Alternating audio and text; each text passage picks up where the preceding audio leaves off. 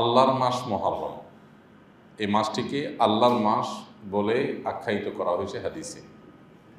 মাস সবই আল্লাহর, কিন্তু তারপরও এটাকে আল্লাহর মাস বলে এই মাসটির বিশেষ তাৎপর্য এবং গুরুত্ব যে আছে সেটি বোঝানো হয়েছে। সন্তান সবই বাবা মায়ের, এরপরও কোনো সন্তানকে বিশেষ আদর করে বিশেষ যত্ন করে বলে তুমি আমার সন্তান, এটা আমার ছেলে। তো এর মানে এই না যে বাকিগুলো আমার না। তো মুহররম মাসের মর্যাদা, এটি তো প্রথমত এই কারণে যে এটিকে আল্লাহর মাস বা শাহরুল্লাহ বলা হয়েছে, আর দ্বিতীয়ত এটির মর্যাদার কারণ হলো যে সম্মানিত যে 4টি মাস আছে, জিলহজ, মুহররম আর রজব, এই 4টি মাসের মধ্যে আবার সবচেয়ে সেরা এবং সবচেয়ে বেশি মর্যাদার মাস হলো এই মুহররম মাসটি। এই জন্য এই মাসের নামের অর্থের মধ্যেই মর্যাদার ইঙ্গিত রয়েছে। মুহররম শব্দের অর্থই হলো সম্মানিত, মর্যাদাপূর্ণ। সম্মানিত মাস হওয়ার কারণে সম্মানিত অন্যান্য মাসগুলোতে যেরকম সমস্ত পাপাচার থেকে, গুনাহগুলো থেকে বেঁচে থাকার জন্য বিশেষভাবে আমাদেরকে গুরুত্ব আরোপ করার নির্দেশ করা হয়েছে, এই মাসটিতেও সেই বিষয়টা বিশেষভাবে গুরুত্বপূর্ণ। এর পাশাপাশি মুহররম মাসের একটা স্পেশাল আমল আছে, প্রতি বছরই আমরা আপনাদের স্মরণ করায় থাকি। তা হলো যে নবী করিম সাল্লাল্লাহু আলাইহি ওয়াসাল্লামের যে হাদিসটি আমরা পাঠ করেছি, সেখানে তিনি বলেছেন রমাদানের পরে আল্লাহর কাছে সবচেয়ে শ্রেষ্ঠ রোজা হলো মুহররম মাসের রোজা। তো এই জন্য এই মাসটি নফল রোজার জন্য আদর্শ একটি মাস। নফল রোজার জন্য আরেকটি আদর্শ মাস হলো শাবান মাস। নবী করিম সাল্লাল্লাহু আলাইহি ওয়াসাল্লাম শাবান মাসে সবচেয়ে বেশি নফল রোজা রেখেছিলেন। সেটা ছাড়া মুহররম মাসটাও নফল রোজার জন্য সেরা এবং শ্রেষ্ঠ একটি মাস। এই জন্য এই মাসে বেশি বেশি নফল রোজা রাখা দরকার। এ মাসের আশুরা কেন্দ্রিক যে 2টা রোজা আছে, 9 এবং 10 মুহররম, অথবা 10 এবং 11 মুহররম, সেই রোজার পাশাপাশি চাঁদের 13, 14, 15 অন্যান্য মাসের মতো এই মাসে বিশেষ গুরুত্বের সাথে রোজা রাখা, এবং এই মাসে সাধ্য অনুযায়ী কিছু নফল রোজা রাখার চেষ্টা করা আমাদের দরকার। এটা হলো মুহররম মাস কেন্দ্রিক আমাদের আমল। এই নফল রোজাগুলো এখন গরমের সময় রাখাটা আমাদের জন্য অনেক ক্ষেত্রে কষ্টকর, কিন্তু আমাদের মনে রাখতে হবে ইন্না আইজামাল জাযাই মা আইজামিল বালা।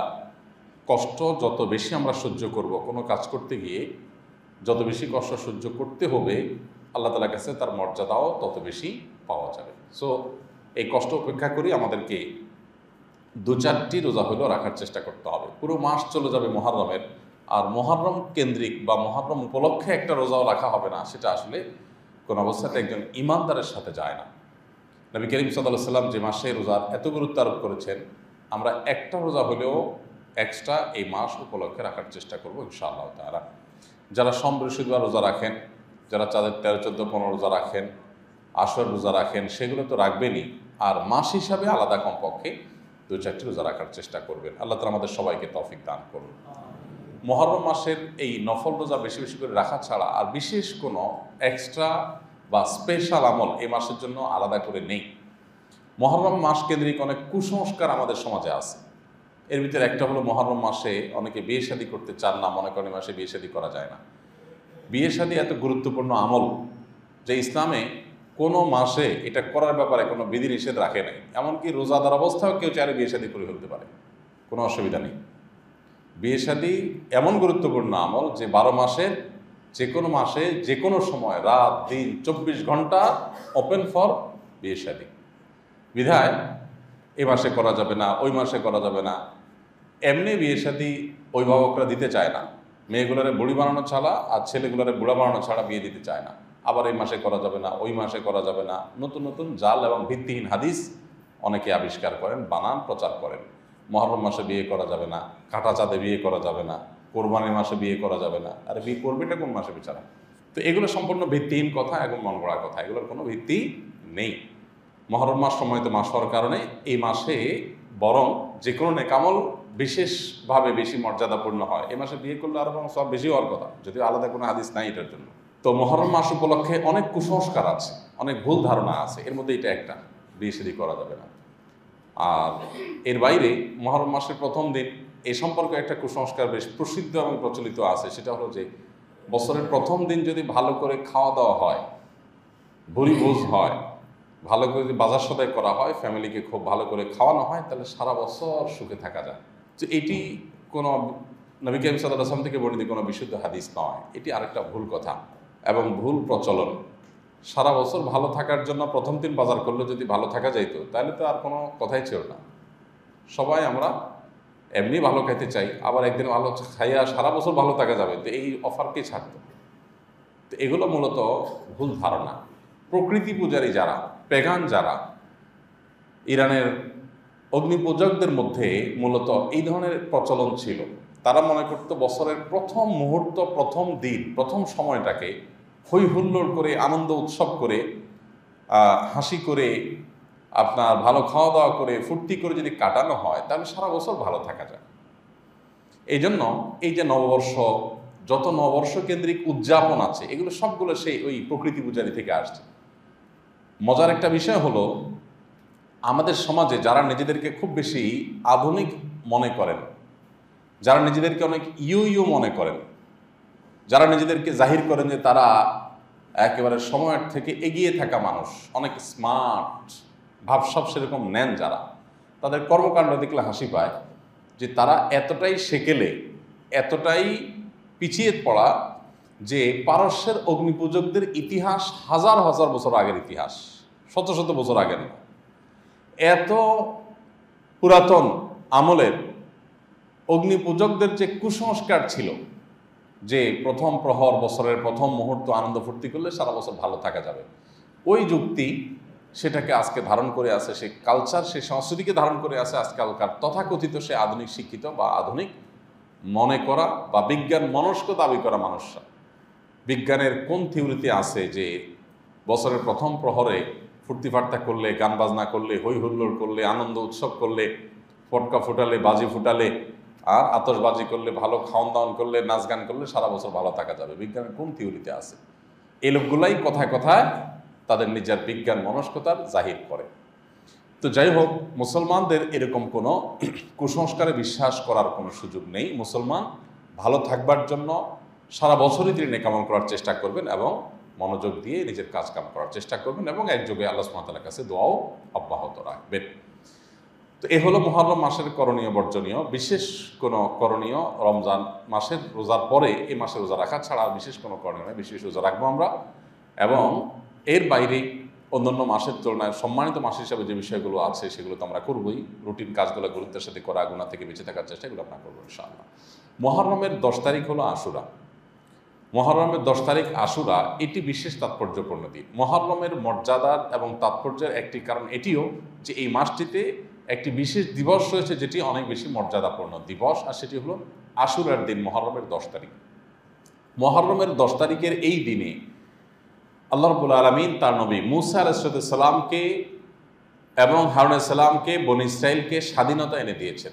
তারা পরাধীন ছিলেন, তাদেরকে পরাধীনতা শৃঙ্খলে আবদ্ধ করে রেখেছিল ফেরাউনের কবল থেকে আল্লাহ তাআলা মূসা আলাইহিস সালামের নেতৃত্বে স্বাধীন করেছেন বনী ইসরাইলকে। এই জন্য মূসা আলাইহিস সালামের অনুসারীরা, ইহুদিরা যুগ যুগ ধরে, শতাব্দী ধরে এই দিনটাতে রোজা রেখে আল্লাহর শুকরিয়া আদায় করে। আমাদের প্রিয় নবী সাল্লাল্লাহু আলাইহি ওয়াসাল্লাম মদিনায় হিজরতের পর ইহুদিদের এই সংস্কৃতি দেখে যখন জানলেন এবং ওহীর মাধ্যমে তিনি হয়তো নিশ্চয় নিশ্চিত হয়েছেন, তখন তিনি নবী করিম সাল্লাল্লাহু আলাইহি ওয়াসাল্লাম আশুরার দিন আমাদেরকে রোজা রাখার নির্দেশ করলেন। তবে আমাদের রোজাকে তাদের রোজা থেকে পার্থক্য করবার জন্য, তাদের রোজা থেকে পৃথক করবার জন্য, আমাদের রোজার আলাদা বৈশিষ্ট্য যেন থাকে, আলাদা যেন স্বাতন্ত্র থাকে, সেজন্য তারা একটা রোজা রাখে, আমাদের নবী সাল্লাল্লাহু আলাইহি ওয়াসাল্লাম বলেছেন 2টা রোজা রাখার জন্য, এবং আশুরার রোজা হিসেবে তিনি 2টা রোজা রাখার নির্দেশ করেছেন। তার একটি হলো আশুরা তো আছেই, মুহররমের 10 তারিখ তো আছেই, তার সাথে একদিন আগে অথবা একদিন পরে, অর্থাৎ আশুরার 9 তারিখে, মুহররমের 9 তারিখে অথবা মুহররমের 11 তারিখে প্লাস হবে 10 তারিখের সাথে 9-10 অথবা 10-11। তবে 9-10 রাখাটা অধিকতর উত্তম, কারণ নবী সাল্লাল্লাহু আলাইহি ওয়াসাল্লাম বলেছিলেন তার ওয়াফাতের বছর যদি আমি আগামী বছর বেঁচে থাকি, লা সুমান্না তাসিআ ওয়াল আশির, তাহলে আমি আগামী বছর 9 এবং 10 রোজা রাখবো। তাহলে ভাই, আশুরা কেন্দ্রিক আমাদের করণীয় হলো আল্লাহ তাআলার সন্তুষ্টির জন্য মূসা আলাইহিস সালামের বিজয়ের আল্লাহর প্রতি কৃতজ্ঞতা আদায় করে রোজা রাখা। মূসা আলাইহিস সালামের এই বিজয়টা আমাদের জন্য বিজয়, সমস্ত নবীদের বিজয় আমাদের জন্য বিজয়। কারণ আমরা শুধুমাত্র আমাদের নবী সাল্লাল্লাহু আলাইহি ওয়াসাল্লামের প্রতি ঈমান এনেছি, বাকি নবীদের প্রতি ঈমান এনেছি তা তো না, বরং আমরা সমস্ত নবীদের প্রতি ঈমান এনেছি। লা নুফাররিকু বাইনা আহাদিম মির রুসুলি, আল্লাহ রসুলদের মধ্যে কারোকে আমরা পার্থক্য করি না যে অমুকের বিশ্বাস করি তমুকের করি না, সবার প্রতি আমরা ঈমান আনি। এই জন্য মুসা আলাইহিস সালামের বিজয়ে আমরা আল্লাহর কাছে কৃতজ্ঞতা আদায় করে রোজা রাখবো ইনশাআল্লাহ তাআলা। আর সেটি এই বছরের রোজা হবে হলো আগামী মঙ্গল বুধ অথবা বুধ বৃহস্পতি। মঙ্গল বুধ রাখতে পারলে বেশি উত্তম, আর না হলে বুধ এবং বৃহস্পতি আমরা রোজা রাখবো ইনশাআল্লাহ তাআলা। তো আশুরা উপলক্ষে আমলটি আমরা ইনশাআল্লাহ করব। আর মুসা আলাইহিস সালামকে যে আল্লাহ তাআলা বিজয় দিয়েছেন, সেই বিজয়ে আমাদের প্রিয় নবী সাল্লাল্লাহু আলাইহি ওয়াসাল্লাম শুকরিয়া আদায় করে রোজা রেখেছেন, ইহুদিরাও রোজা রেখেছে। আমাদের সমাজে এখন কোনো সাফল্য, কোনো অর্জন এলে আমরা আল্লাহ শুকরিয়া আদায় করার চাইতে নিজেরা হৈ হুল্লোড়, উৎসব, ফুর্তি, আনন্দ এ সমস্ত আমরা বেশি করি। বরং কোনো একটা অর্জন হলে তখন মানুষ গান বাজনা বাজিয়ে আল্লাহর নাফরমানি করে সেটাকে উদযাপন করে। অথচ নবী করিম সাল্লাল্লাহু আলাইহি ওয়াসাল্লামের সুন্নাহ হলো যে আল্লাহ কোনো আনন্দের উপলক্ষ আমাদেরকে এনে দিয়েছেন, তখন আল্লাহ শুকরিয়া আদায় করব, আমরা তাসবিহ পাঠ করব।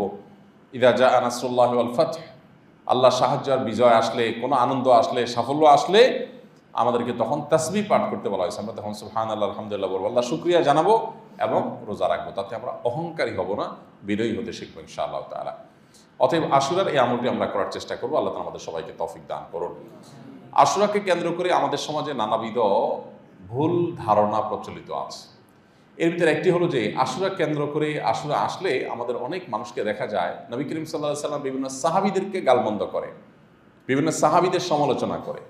কেন সমালোচনা করে? কারণ আপনারা জানেন আশুরার দিনটি মূলত মূসা আলাইহিস সালাম বনী ইসরাঈলের বিজয়ের দিন, আনন্দের দিন হলেও এই দিনে একটি নির্মম এবং মর্মান্তিক দুর্ঘটনা বা হত্যাকাণ্ড ঘটিয়েছে পাপিষ্ঠ জালিমরা, পৃথিবীর ইতিহাসের নিকৃষ্টতম জালিমরা। তারা হলো নবী করিম সাল্লাল্লাহু আলাইহি সাল্লামের প্রিয় দৌহিত্র হোসাইন রাদিয়াল্লাহু তাআলা আনহুকে সপরিবারে কারবালার প্রান্তরে জুমার দিনে হত্যা করেছে এই নরাধমেরা।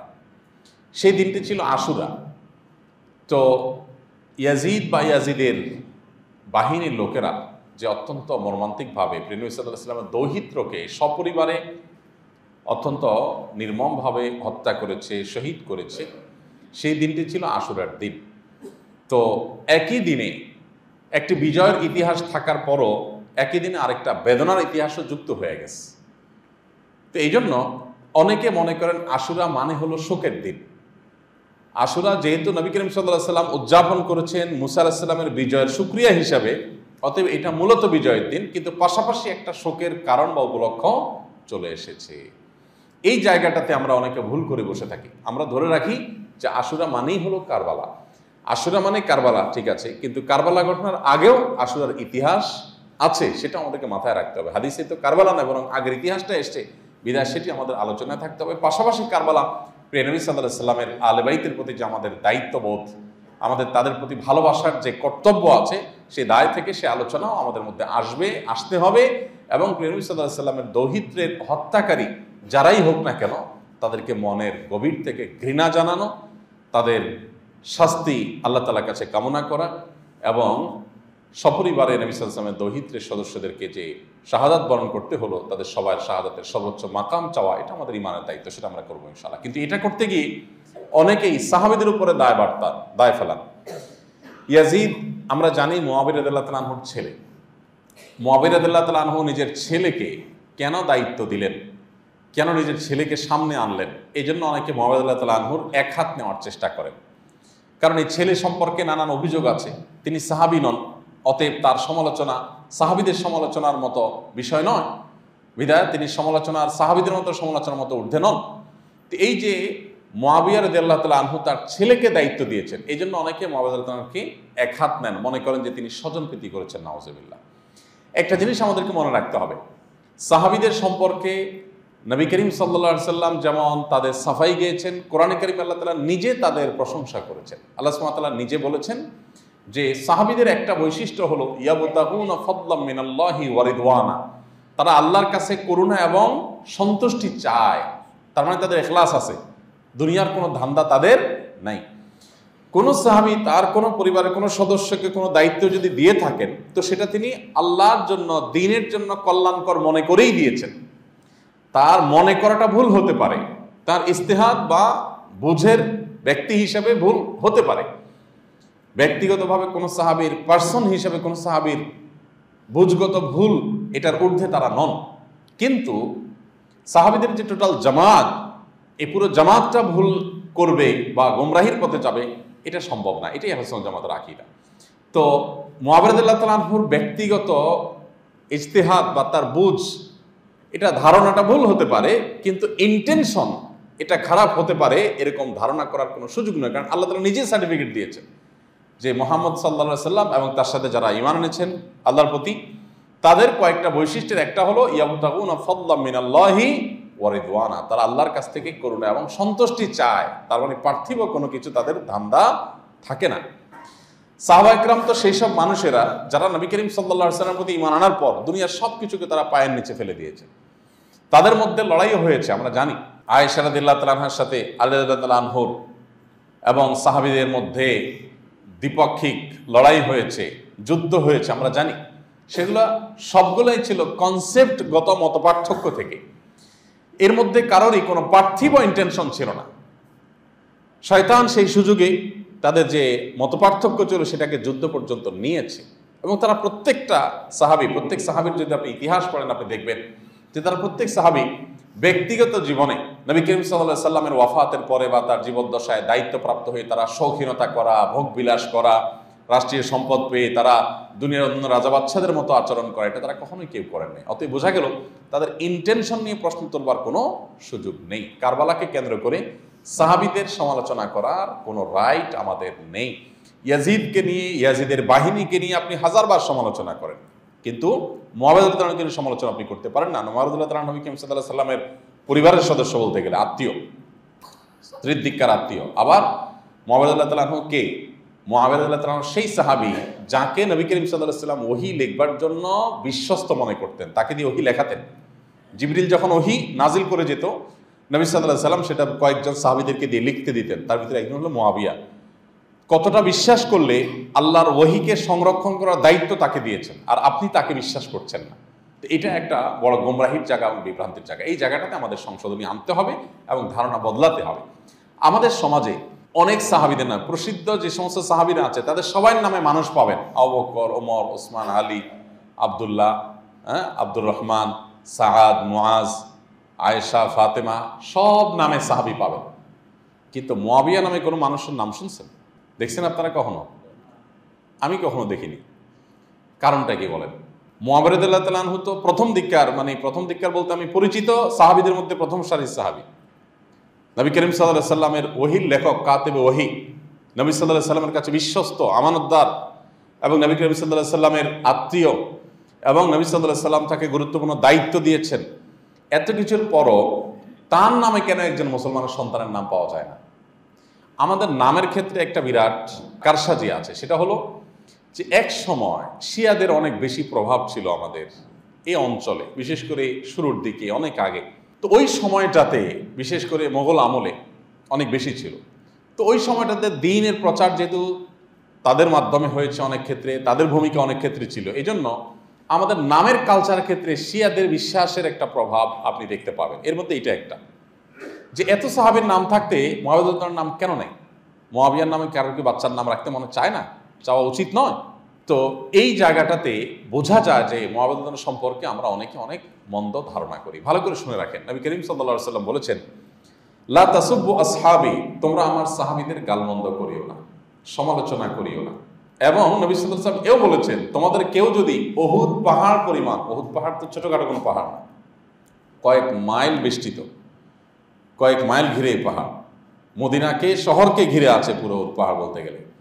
উহুদ পাহাড় পরিমাণ স্বর্ণ যদি কেউ আল্লাহর রাস্তায় দান করে, তো নবী করিম সাল্লাল্লাহু আলাইহি ওয়াসাল্লাম বলেছেন, আমার সাহাবীদের সামান্য পরিমাণ, এক মুদ পরিমাণ অথবা তার অর্ধেক পরিমাণ আল্লাহর রাস্তায় যদি দান করেন তারা, তাহলে তোমাদের ওই পাহাড় পরিমাণ স্বর্ণের চাইতে তার এটার মর্যাদা, ওয়েট আল্লাহর কাছে বেশি হবে। বিকজ তাদের যে নিয়ত, তাদের যে তাকওয়া, দিনদারিতা, এটা এত বেশি যে তাদের অল্পটাও কোয়ালিটি বেশি হওয়ার কারণে তোমাদের চাইতে অনেক বেশি অগ্রসর থাকবে, আল্লাহর কাছে সেটা ওজনদার হবে। তো এই জন্য ভাই, সাহাবীদের সমালোচনা করা কোনো রাইট নেই। যারা সাহাবীদের সমালোচনা করেন তাদের একটা যুক্তি আছে, যুক্তিটা শুনতে বেশ চমকপ্রদ শোনা যায়। সেটা হলো যে আমরা আসলে সাহাবীদের প্রতি ঘৃণা বা অভক্তি থেকে সমালোচনা করি না, ইতিহাস চর্চা করে শিখবার জন্য, যে তারাও তো মানুষ ছিলেন, তাদের ব্যক্তিগত ভুল তো হয়েছে, সো সেগুলোর সমালোচনা করে আমরা সেগুলোর আলোচনা করে আমরা শিক্ষা গ্রহণ করি। আমার কথা হলো, ভুল থেকে শিক্ষা গ্রহণ করার জন্য আর মানুষ পান নাই? সাহাবীদের ভুলের সমালোচনা করে শিক্ষা গ্রহণ করতে চান? আপনি যদি আপনার বাসায় ঢোকার পরে দেখেন আপনার বাবা শুয়ে আছেন আর তার লুঙ্গি উঠে আছে উপরের দিকে, ঘুমের মধ্যে মানুষের অনেক সময় হয়ে যেতে পারে, অসচেতনতা, অসাবধানতা বশত নানা কারণে গভীর ঘুমে আছেন। আপনার বাবার এই দৃশ্য দেখার পর আপনি যদি বাইরে এসে চায়ের দোকানে, লোকমুখে, পাবলিক প্লেসে বা যে কোনো জায়গায় অন্য মানুষের কাছে আপনি গিয়ে যদি বসেন এবং বলেন যে দেখেন আমার বাবাকে আমি ভালোবাসি, শ্রদ্ধা করি, ভক্তি করি, বাবার প্রতি আমার কোনো অভক্তি নাই, দেখেন বিশ্বাস করেন, শুধুমাত্র শিক্ষা গ্রহণ করার জন্য আজকে আমি আমার বাবার একটা ভুল নিয়ে আপনাদের সামনে আলোচনা করতে চাই। সেটা হলো এই যে আমার বাবার লুঙ্গিটা ভালো করে গিরে দিয়া শোন নাই, উনি ফ্যানটা বেশি জোরে চালায় রাখছেন, দরজাটা বন্ধ করে শোন নাই, ওনার এই ভুলের কারণে দেখেন আমি ছেলের কাছে তার একটা সম্মানহানি হলো। তাহলে আমার বাবার এই ভুল থেকে আপনারা সবাই শিক্ষা গ্রহণ করবেন, আপনারা খবরদার লুঙ্গি টুঙ্গি বাইদা শোবেন। কি বলেন? এই কাজটাকে কেউ করবে? তো এই ক্ষেত্রে তো আপনি খুব ভালো বোঝেন মাশাআল্লাহ, যে শিক্ষা গ্রহণ করার জন্য আর মানুষ খুঁজে পাই নাই, আমার বাপের ভুল থেকে নিয়ে শিক্ষা গ্রহণ করবো। এইটা যদি বুঝেন আপনি, তো নবী সাল্লাল্লাহু আলাইহি ওয়াসাল্লামের সাহাবীর সমালোচনা করে আপনার শিক্ষা গ্রহণ করতে হবে কেন? আপনার আর ভুল দেখার আর জায়গার আর অভাব পড়ছে? এই জন্য ভাই, সাহাবীদের সমালোচনা খুব জঘন্য একটা বিষয়, মনে রাখবেন। নবী করিম সাল্লাল্লাহু আলাইহি সাল্লাম, তার পরিবার, সাহাবী, ওলামা ইকরাম, এই শ্রেণীর মানুষগুলোর সমালোচনা এটা ইসলাম ত্যাগের লক্ষণ। একটা মানুষ বিভ্রান্তির প্রথম লক্ষণ, এরপরে এর চূড়ান্ত ধাপ হলো ইসলাম ত্যাগ করা। এটা শুরু হয় এখান থেকে। শয়তান নানাভাবে বলে, হ্যাঁ আলেমরাকে বলে উঠতে, তাহলে তাদের সমালোচনা করতে হবে। ভাই, আলেমদের সমালোচনা অবশ্যই করবেন, তারা বলে উঠবে না। সাহাবীরাও পার্সোনালি কোনো সাহাবীও বলে উঠবে না, কিন্তু তাই বলে তাদের সমালোচনা করবেন আপনি পাবলিক প্লেসে, রাইট আপনাকে দেয় নাই শরীয়ত। আপনি তাদের সমালোচনা করতে পারেন, নবী সাল্লাল্লাহু আলাইহি ওয়াসাল্লাম নিষেধ করেছেন। লা তাসুব্বু মানে যদিও তোমরা গালমন্দ করো না, কিন্তু সমালোচনা করলে সেদিকেই মানুষ চলে যায় আলটিমেটলি। এই জন্য এটার সুযোগ নেই। এই জন্য আশুরাকে কেন্দ্র করে এই ভুলটা যেন আমাদের না হয়।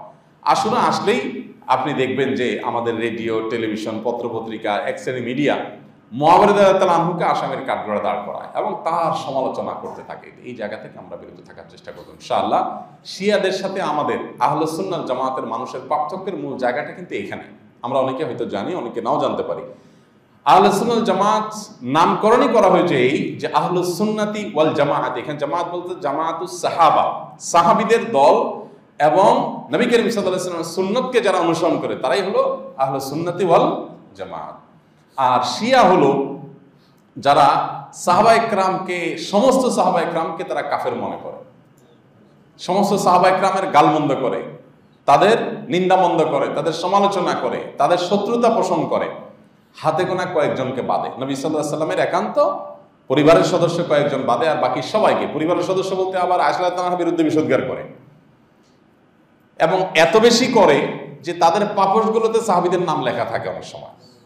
আরো নানাভাবে তারা সাহাবীদেরকে তারা অপমান করার চেষ্টা করে, অবমাননা করার চেষ্টা করে। তো এই জায়গাটাতে আহলুস সুন্নাহ জামাতের পার্থক্য। নবী করিম সাল্লাল্লাহু আলাইহি ওয়াসাল্লাম বলেছেন, তোমাদের মধ্যে যেই দল জান্নাতি হবে, আল্লাহর কাছে নাজাত প্রাপ্ত হবে, তাদের আলামত হবে মা আনা আলাইহি ওয়া আসহাবি, আমি এবং আমার সাহাবীরা যে দর্শন, যে মতবাদের উপরে প্রতিষ্ঠিত আছে সেটাকে যে গ্রহণ করবে, এই ব্যক্তি জান্নাতের অনুসারী হবে এবং এই ব্যক্তি নাজাত প্রাপ্ত দল হবে। এই জন্য আমাদের কর্তব্য হলো সাহাবীদের প্রতি আমাদের ভালোবাসা অন্তরে লালন করা এবং সাহাবা বিদ্বেষ থেকে বেঁচে থাকা। আল্লাহ তাআলা আমাদের সবাইকে তৌফিক দান করুন। আশুরা আসছে সামনে, আমাদের সেই প্রসঙ্গে আমরা আশুরা কেন্দ্রিক কথা বললাম, এবং আশুরা আসলেই মুসা আলাইহিস সালামের বিজয়ের পাশাপাশি যেহেতু হুসাইন রাদিয়াল্লাহু তাআলা আনহু নির্মমভাবে সপরিবারে শাহাদাতের কথাও আসছে, নবী সাল্লাল্লাহু আলাইহি ওয়াসাল্লামের পরিবারকে কষ্ট দেওয়ার প্রসঙ্গ আসছে, পাশাপাশি আমরা এও জানি যে আজ নবী করিম সাল্লাল্লাহু আলাইহি সাল্লামের সাহাবীদের নিয়ে যেরকম সমালোচনা করে একটা গোষ্ঠী, শিয়ারা যেরকম তাদের বিরুদ্ধে শত্রুতা পোষণ করে, ঠিক একইভাবে আমরা দেখি প্রিয় নবী সাল্লাল্লাহু আলাইহি সাল্লামের চরিত্র নিয়ে নানা সময়ে কটূক্তি করার অপচেষ্টা করা হয়। সারা বিশ্বে অমুসলিমরা করলেও মাঝে মধ্যে মুসলমান নাম ধারণ করে কিছু মুনাফিক বা কিছু কুলাঙ্গার মানুষও নবী সাল্লাল্লাহু আলাইহি সাল্লামকে নিয়ে, তার পরিবার নিয়ে, তার ব্যক্তিগত জীবন নিয়ে কটূক্তি করে। এবং এই অবমাননাকারীদের মধ্যে যখন সরকারি পদস্থ কোনো কর্মকর্তা থাকে, পুলিশে চাকরি করা মানুষ থাকে, তখন সেটা আমাদের কষ্ট এবং দুঃখের পরিমাণকে অনেক বাড়িয়ে দেয়। আপনারা শুনেছেন সম্প্রতি একজন পুলিশ অফিসার, তিনি একসময় নবী সাল্লাল্লাহু আলাইহি সাল্লামের বিরুদ্ধে প্রচণ্ড রকমের কটূক্তি করেছে, অবমাননাকর মন্তব্য করেছে। তিনি সম্প্রতি এটা নিয়ে যখন সমালোচনা করছেন, তার বাবার সম্পর্কে আবার আপনারা জানেন, পত্রপত্রিকা আসছে যে বন বিভাগে চাকরি করতেন এবং শত কোটি টাকা মেরে লুটপাট করে খেয়েছেন, এবং বিভিন্ন পত্রপত্রিকা, বিভিন্ন নিউজ পোর্টাল বলছে যে গোপনে দেশ ছেড়ে পালিয়েছেন স্ত্রী সহকারে। তো একজন পত্রিকার ভাষ্যমতে দুর্নীতিবাজ, দেশের সম্পদ লুণ্ঠনকারী মানুষের ছেলে, তিনি পুলিশে চাকরি করেন। তিনি একসময় নবী সাল্লাল্লাহু আলাইহি সাল্লামকে নিয়ে, তার পরিবারকে নিয়ে, আম্মাদের আয়েশাকে নিয়ে জঘন্য মন্তব্য করেছেন। পৃথিবীর ফ্রান্সে মন্তব্য করা হয় নবী সাল্লাল্লাহু আলাইহি সাল্লামকে নিয়ে, গোটা বিশ্ব উত্তাল হয়। সেখানে আমাদের দেশে পুলিশে চাকরি করে একজন মানুষ এরকম মন্তব্য করবেন, এটা আমাদের জন্য অত্যন্ত বেদনার, অত্যন্ত দুঃখের, অত্যন্ত কষ্টের বিষয়। আমাদের এদেশের মানুষ যে যে ধর্ম পালন করে, এদেশের মানুষ ধর্মপ্রাণ। এদেশের মানুষ ব্যক্তিগত জীবনের ত্রুটি বিচ্ছুতি যাই থাকুক না কেন, তারা প্রত্যেকটা মানুষ যার যার ধর্মকে ভালোবাসে। এই ধর্মপ্রাণ মানুষের ট্যাক্সের টাকায় যার গায়ের জামাটা হয়, খাওনটা হয়, পয়সা কড়ি পায়, বেতন ভাতা পায়, সে নবী করিম সাল্লাল্লাহু আলাইহি ওয়াসাল্লামের বিদ্বেষ লালন করতে পারে, এটা কখনো কোনোভাবেই মেনে নেওয়া যায় না। যদি অতি সম্প্রতি তিনি বলেছেন তিনি মুসলমান, তিনি ঈমান আনেন আল্লাহর প্রতি, ইত্যাদি ইত্যাদি বলেছেন, কিন্তু তার সেই কৃতকর্মের পরে তার কোনো অনুতাপের কথা তিনি বলেন না। অপরাধ আপনি কখন করেছেন এটা বিষয় না। যুদ্ধাপরাধের বিচার যদি এত বছর পরে হতে পারে, অপরাধ কখন করেছেন সেটা নয়, তার বিচার 20 বছর 50 বছর পরে হলেও হতে পারে, হওয়ার সুযোগ আছে এবং হওয়া উচিত। যদি আপনি তওবা করে ফিরে আসেন, তাহলে সেক্ষেত্রে ইসলামের শরিয়ায় আলোকে অনেক ওলামায়ে কেরামের মতেই আপনার তওবা গ্রহণযোগ্য হতে পারে, যদি আপনি তওবা করে ফিরে আসেন, লজ্জিত হন, অনুতপ্ত হন।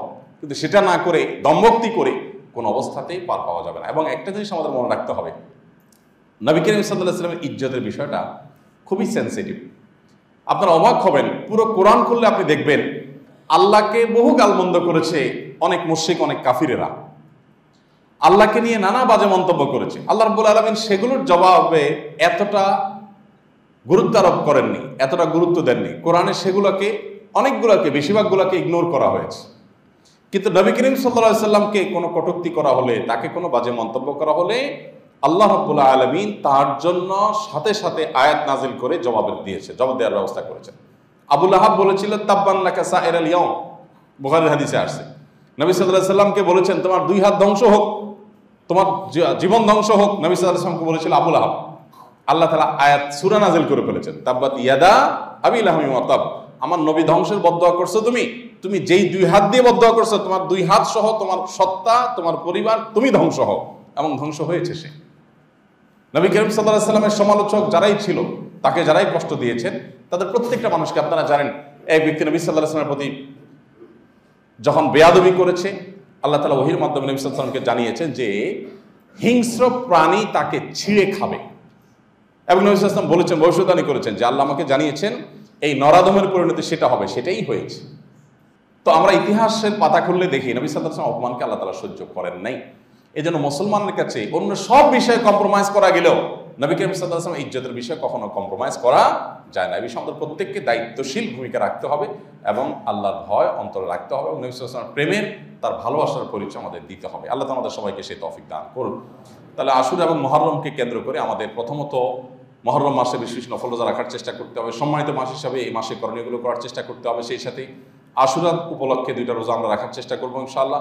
আশুরার যে শিক্ষা সেটা আমরা গ্রহণ করব। অন্যায়ের বিরুদ্ধে হোসেন রাদিয়াল্লাহু তাআলা যেরকম সোচ্চার ছিলেন, এরকম অন্যায়ের ব্যাপারে আমাদের মুখ খুলতে হবে, দায়িত্বশীলতার পরিচয় দিতে হবে। আবার মুসা আলাইহিস সালাম আল্লাহর বিজয় লাভ করার পর আল্লাহ নবী মুহাম্মদ সাল্লাল্লাহু আলাইহি ওয়াসাল্লাম এবং ইহুদিরা তারা রোজা রেখেছে। অতএব আল্লাহ কোনো বিজয় দিলে আমাদের জীবনে সেটার জন্য শুকরিয়া আদায় করতে হবে, হইহুল্লোড় করে ফুর্তি ফার্তা করা নয়। আর ওই পেগানদের মতো, প্রকৃতি পূজারের মতো বছরের প্রথম মুহূর্তকে ফুর্তি করা, এটা মুসলমানদের কোনো কালচার নয়, যৌক্তিক কোনো কালচার নয়। এটা সেকেলে, এটা কুসংস্কারের জন্য একটা ধারণা থেকে এসেছে। সেই জায়গাটি আমাদের রপ্ত করার চেষ্টা করতে হবে। সেই সাথে নবী করিম সাল্লাল্লাহু আলাইহি ওয়াসাল্লামের প্রতি অবমাননাকর কোনো উক্তি, কোনো কাজ যে যারাই করুক না কেন, আমাদের ইমানের দাবি হয়ে যায়, দায়িত্বশীলতার ব্যাপার হয়ে যায়, আমরা যেন সেটার বিরুদ্ধে প্রতিবাদ করি, যার যার জায়গা থেকে মুখ খুলি এবং কথা বলি। আল্লাহ তাআলা আমাদের সবাইকে সে তৌফিক দান করুন। জাযাকুমুল্লাহ খাইর ওয়া আখিরু দাওয়ানা আলহামদুলিল্লাহি রাব্বিল আলামিন। আস-সুন্নাহ ফাউন্ডেশন, উম্মার স্বার্থে সুন্নাহর সাথে।